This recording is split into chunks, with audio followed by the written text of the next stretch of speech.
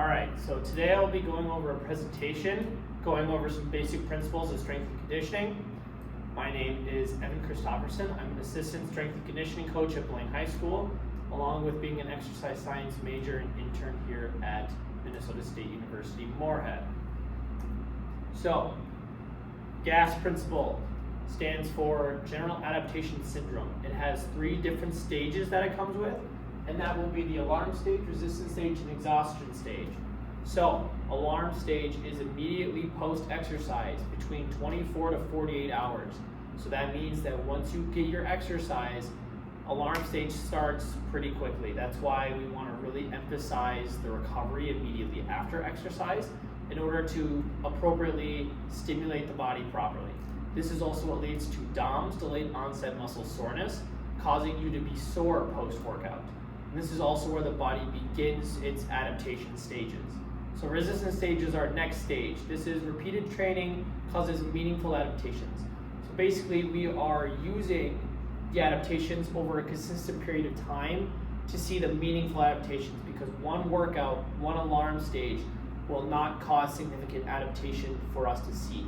We can't go and back squat one time and then see our back squat PR jump up. That's just not realistic, especially for advanced trained athletes such as collegiate athletes. Next, we have the exhaustion stage. This is where it becomes unstable, recovery is not used to its highest degree, and we begin to see that injury and burnout that becomes common. So, as the diagram shows up here,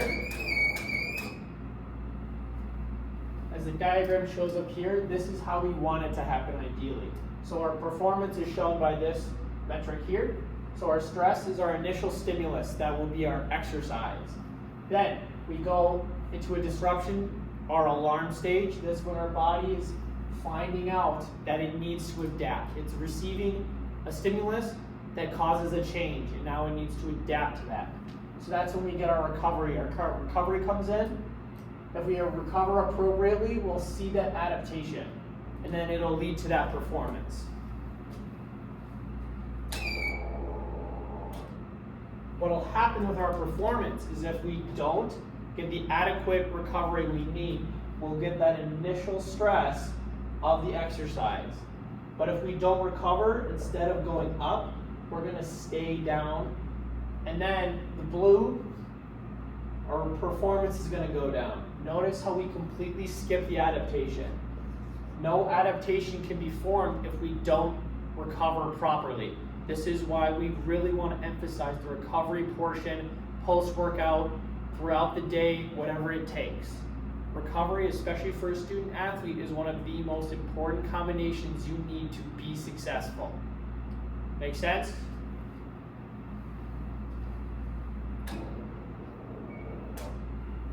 All right. Next up is the SAID principle, specific adaptation imposed demands.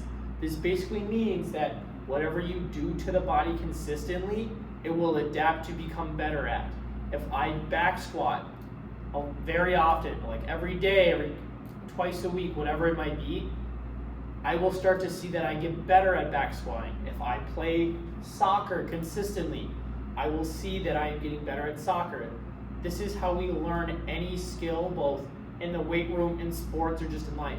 Say I want to learn how to juggle. The best way to do that would be by doing juggling, by actually preparing that. So the body will adapt to the stimulus. If we lift more, we're going to see better lifting. Run more, better running. Pretty cut and dry here. The more you do something, the better you get at it. We should all know that by now, especially at our level. Progressive overload. Now, progressive overload is just increasing the intensity of our training slowly over time to keep eliciting adaptations. So what happens with this is it's very similar to how medication works, or drugs, or whatever it may be. We need to keep chasing the dragon when it comes to training, because if we just keep doing the same things over and over without changing it, we'll get the initial adaptation, but then we won't get anywhere.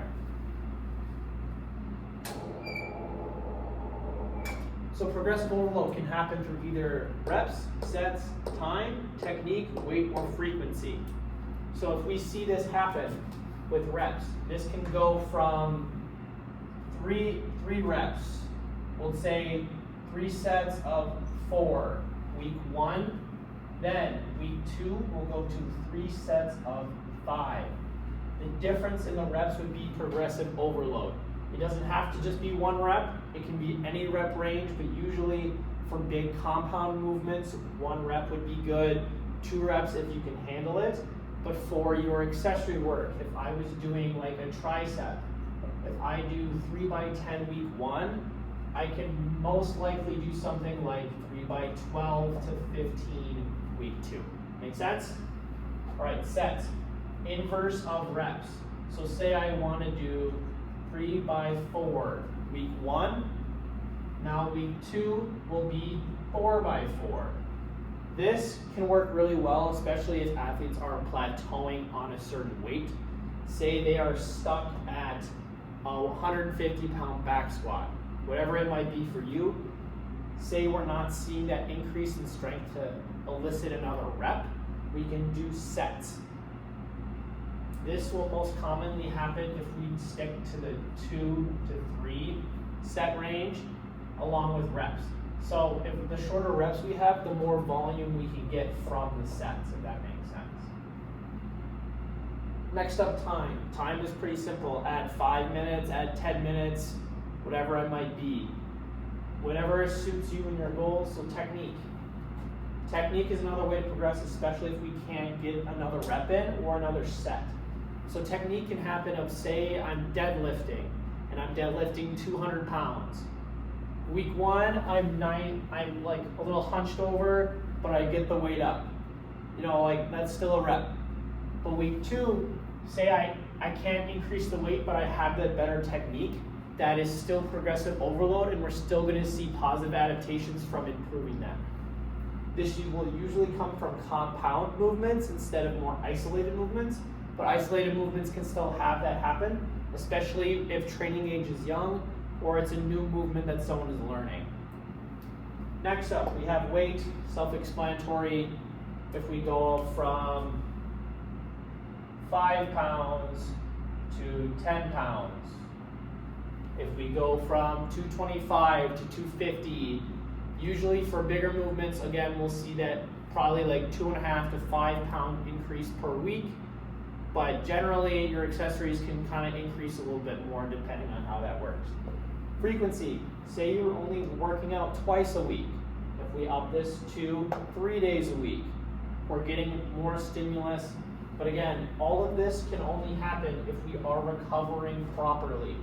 Recovery, I cannot emphasize, is one of the most important aspects.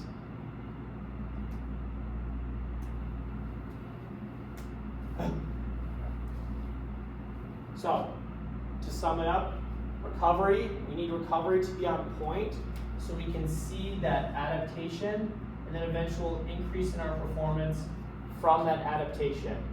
Then we also went over how to progressively overload things so that we can keep getting the adaptations from what we want to see. Now this doesn't just have to apply to the weight room, this will also apply to sports practice. More reps, more drills, more frequency of those drills. Weight won't necessarily apply. Technique. Are your headers getting better? Are your long shots getting better? Are your free throws getting better? Whatever that might be. Are we practicing for longer and longer times? For distance, like distance running in cross country, if you had a 30-minute run, is it now a 45-minute run? Whatever that might be. Drills, you did 3 sets of drills, now you're doing 4 sets of drills. Any questions? Good. All right, thank you all for listening. If you have any questions, please let me know.